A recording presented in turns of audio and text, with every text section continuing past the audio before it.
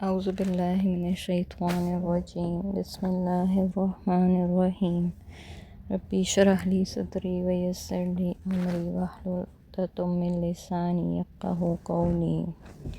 سورہ البقرہ آیت نمبر 60۔ وَإِذِ اسْتَسْقَىٰ مُوسَىٰ لِقَوْمِهِ فَقُلْنَا اضْرِب بِّعَصَاكَ الْحَجَرَ۔ اور وہ واقعہ بھی یاد کرو جب موسیٰ نے اپنی قوم کے لیے پانی کی دعا کی تو ہم نے انہیں کہا کہ فلاں چٹان پر اپنا عصا مارو، چنانچہ اس چٹان سے 12 چشمے پھوٹ پڑے، اور قوم موسیٰ کے 12 قبیلوں سے ہر قبیلے نے اپنا اپنا گھاٹ جان لیا۔ ساتھ ہی ہم نے انہیں یہ کہہ دیا تھا کہ اللہ کے عطا کردہ رزق سے کھاؤ پیو، مگر ایک دوسرے کی چیزیں غصب کر کے زمین میں فساد نہ مچاتے پھرنا۔ یہ واقعہ بھی اسی وادی سینا میں پیش آیا۔ سایہ اور خزاں کے علاوہ انہیں پانی کی بھی شدید ضرورت تھی، اور وہاں دور تک کہیں پانی کا نام و نشان تک نہ تھا۔ لوگوں نے موسیٰ علیہ السلام سے پانی کی شکایت کی تو موسیٰ علیہ السلام نے اللہ تعالیٰ سے پانی کے لیے دعا کی۔ اللہ تعالیٰ نے ایک چٹان سے اتنی کثیر اور وافر مقدار میں پانی نکالا جو اس کے لاکھوں کے لشکر کی روزانہ ضرورت کے لیے کافی ہوتا تھا۔ یہ قوم 12 قبیلوں میں تقسیم تھی تو اللہ تعالیٰ نے اس چٹان میں 12 ہی چشمے رواں کر دیے، کوئی شگاف بڑا تھا کوئی چھوٹا، اور یہی صورت ان 12 قبیلوں کے افراد کی تعداد کی تھی۔ پانی کی اس طرح کی تقسیم سے ان میں پانی پر باہمی جھگڑے کے امکانات ختم ہو گئے۔ یہ چٹان اب بھی جزیرہ نما سینا میں موجود ہے، جسے سیاح جا کر دیکھتے ہیں، اور چشموں کے شگافوں کے نشان اب بھی اس میں دیکھے جا سکتے ہیں۔ یعنی یہ خدا داد مفت کی نعمتیں جو تمہیں مہیا ہیں، ایک دوسرے سے چھین کر یا چرا کر خواہ مخواہ فتنہ اور جھگڑے کے موقع پیدا نہ کرتے رہنا۔ فساد فی الارض کیا ہے؟ فساد فی الارض کی مذمت تو سبھی کرتے ہیں، مگر فساد فی الارض ہے کیا چیز؟ اس بات میں ہر شخص کے نقطہ نظر کے مطابق اختلاف واقع ہو جاتا ہے۔ عموماً فساد فی الارض کا مطلب چوری، ڈاکہ، لوٹ مار، قتل اور غارت اور ایک دوسرے کے حقوق کو غصب کرنا ہی سمجھا جاتا ہے، اور یہ فساد فی الارض کا صرف ایک پہلو ہے۔ مدینہ کے مسلمانوں نے منافقوں سے کہا کہ زمین میں فساد نہ کرو، تو وہ کہنے لگے کہ ہم مفسد کب ہیں، بلکہ ہم تو اصلاح کرنے والے ہیں۔ موسیٰ علیہ السلام کو فرعون اور قارون اور حامان کو مفسد قرار دیتے تھے تو فرعون اور اس کے درباری سیدنا موسیٰ اور آپ کے پیروکاروں کو فسادی قرار دیتے تھے۔ فرعون کے درباریوں نے فرعون سے کہا کہ کیا تو موسیٰ اور اس کے قوم کو یوں ہی چھوڑ دے گا کہ وہ زمین میں فساد مچاتے پھریں اور تجھے اور تیرے معبودوں کو چھوڑ دیں؟ تو اس فرعون نے اس قسم کی فساد فی الارض کی اصلاح کا طریقہ سوچ کر کہا کہ ہم لوگ ان کے بیٹوں کو قتل کریں گے اور ان کی بیٹیوں کو زندہ رکھیں گے، اور ہم ان لوگوں پر پوری قدرت رکھتے ہیں۔ ان آیات سے معلوم ہوا کہ ہر شخص کے نقطہ نظر کے مطابق فساد فی الارض اور اصلاح دونوں کا مفہوم بدل جاتا ہے۔ اب ہمیں دیکھنا یہ ہے کہ فساد فی الارض حقیقتاً ہے کیا چیز؟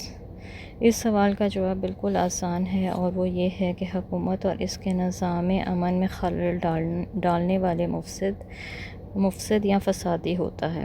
فرعون کو چونکہ موسیٰ علیہ السلام اور آپ کی قوم سے بغاوت کا خطرہ تھا، لہٰذا اس نے انہیں مفسد قرار دے دیا، اور شرعی نقطہ نظر سے حاکم مطلق اور مقتدر اعلیٰ صرف اللہ تعالیٰ ہے۔ اس لحاظ سے جو شخص بھی اللہ کے اور بندوں کے آپس میں باہمی حقوق پر ڈاکہ ڈالے گا وہ فساد فی الارض کا مجرم ہوگا، اور اسی لحاظ سے اللہ کے ساتھ شرک کرنا فساد فی الارض کی سب سے بڑی قسم قرار پاتا ہے، اور اللہ کے دین کے خلاف سرگرمیاں یا خفیہ مشورے کرنا اور بغاوت کرنا بھی اتنا ہی شدید جرم ہے جتنا ڈاکے ڈالنا یا چوری اور زنا کرنا۔ اس فرق کو ہم یوں بھی واضح کر سکتے ہیں کہ شرک اور زنا بالرضا ایک دنیا دار معاشرے میں جرم نہیں سمجھا جاتا، جبکہ شرعی نقطہ نظر سے یہی باتیں فساد فی الارض میں سر فہرست شمار ہوتی ہیں۔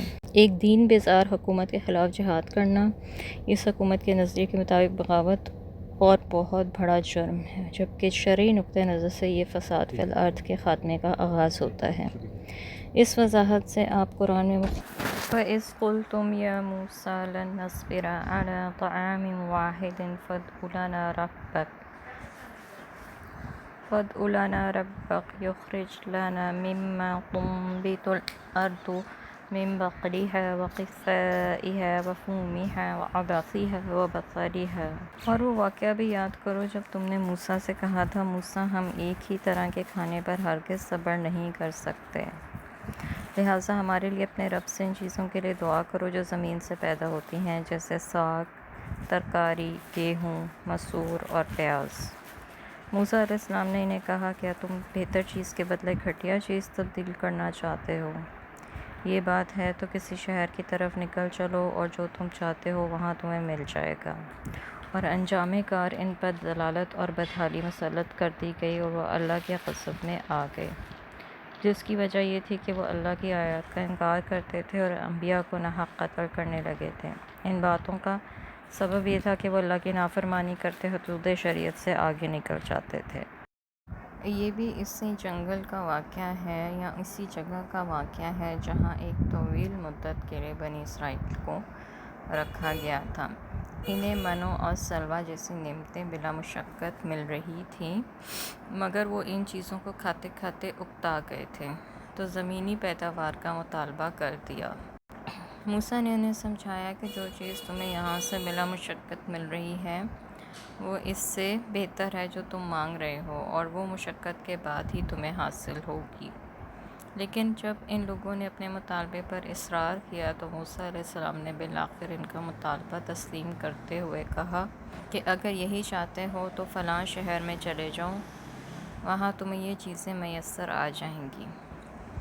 موسیٰ کا صرف یہی مطلب نہ تھا کہ منو سلویٰ جو تمہیں بلا مشقت مل رہا ہے وہ بامشقت گندم اور ساگ وغیرہ سے بہتر ہے، بلکہ یہ بھی تھا کہ جنگل کی آزادانہ فضا تم سے بزدلی دور کرنے، شجاعت پیدا کرنے اور جہاد کے لیے بہتر ہے شہر کی مصروف اور آرام دہ زندگی سے، اور تم اپنے لیے ایک بہتر چیز کے بجائے گھٹیا بات کا مطالبہ کر رہے ہو۔ ذلت اور بدحالی کے علاوہ اللہ کا غضب یہ ہوا کہ ان کی ٹریننگ اور تربیت کی مدت کو پھیلا کر 40 سال تک بڑھا دیا گیا، ورنہ اگر اللہ اور اس کے پیغمبر موسیٰ علیہ السلام کی مرضی پر چلتے تو ممکن تھا کہ 40 سال گزرنے سے پہلے ہی شام کا ملک فتح کرنے کے قابل ہو جاتے، مگر ان لوگوں کی عادت ہی یہ بن گئی تھی کہ جو بات اپنی مرضی کے خلاف دیکھتے تو فوراً نافرمانیوں پر اتر آتے تھے، حتیٰ کہ بعض انبیاء تک کو قتل کرتے رہتے۔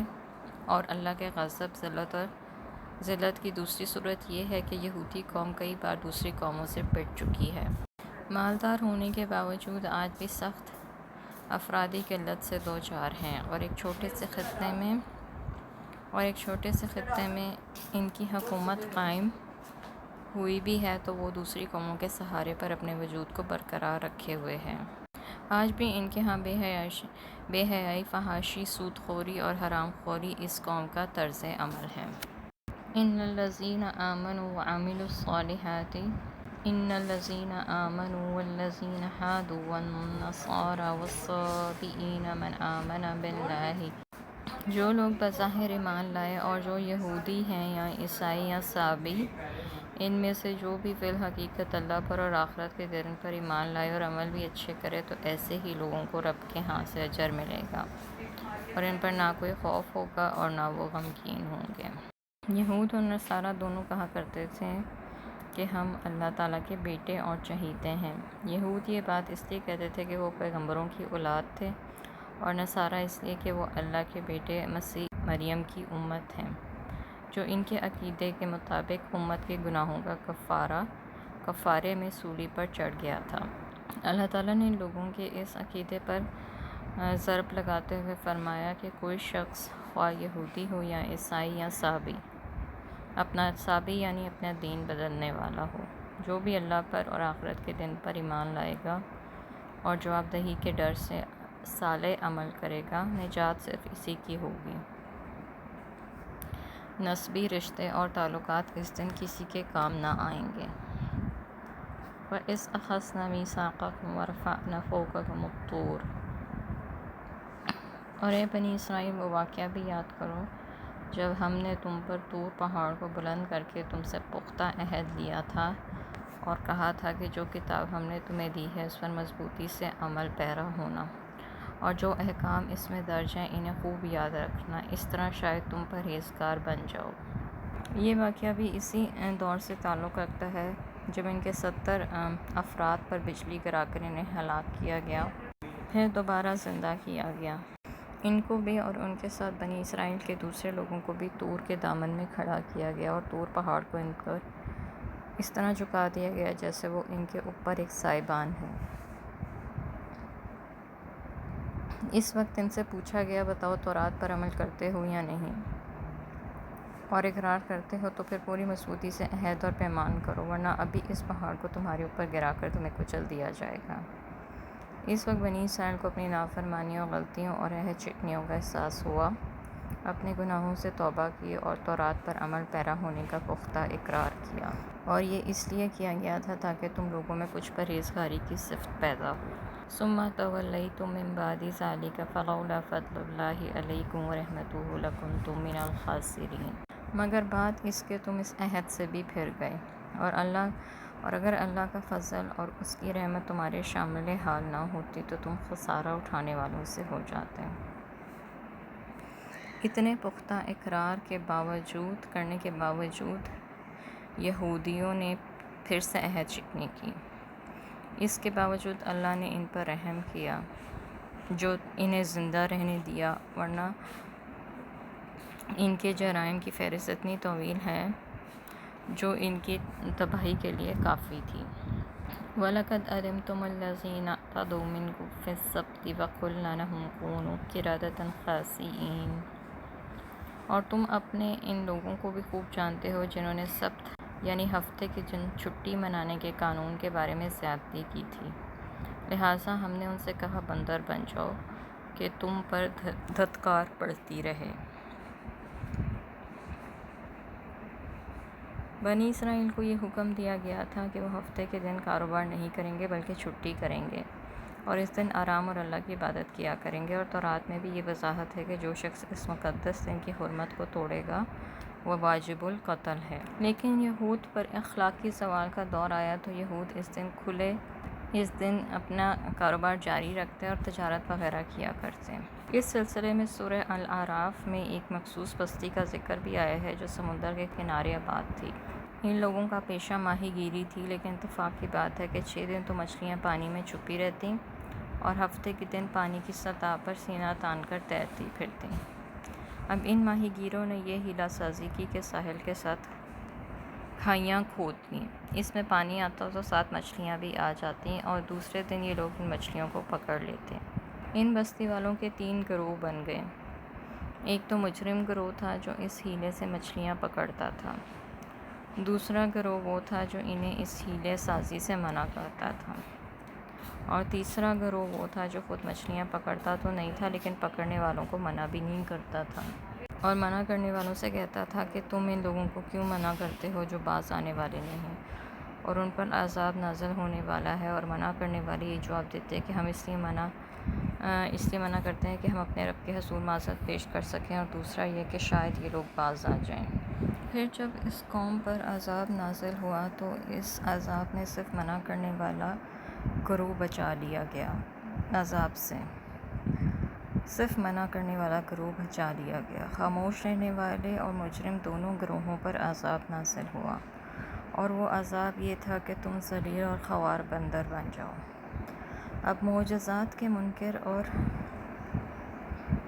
یہ کہتے تھے کہ ان لوگوں کی عادات اور خصائل تو بندروں جیسی ہو گئی تھیں، لیکن ان کی صورتیں مسخ نہیں ہوئی تھیں۔